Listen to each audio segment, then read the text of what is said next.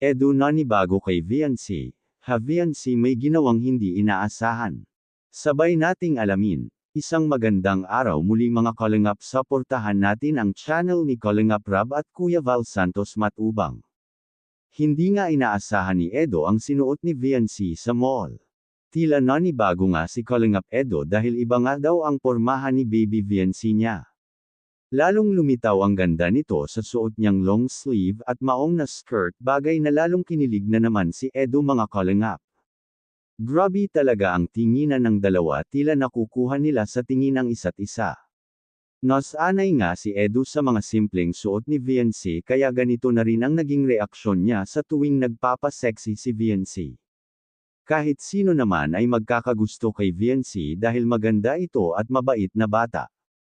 Swerte nga si Edo ngayon dahil si Viancy ang natagpuan niyang maka-love team.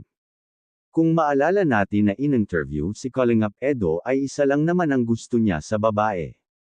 Na kahit hindi masyado maganda ay madaling pakisamahan. Kaya package naman ang dumating sa kanya mga Kalingap dahil kita naman natin na maganda si Viancy.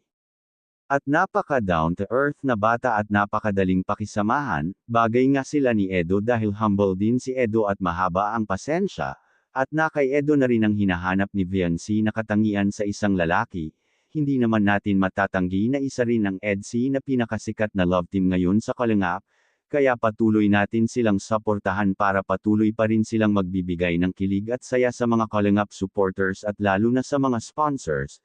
Thank you and God bless.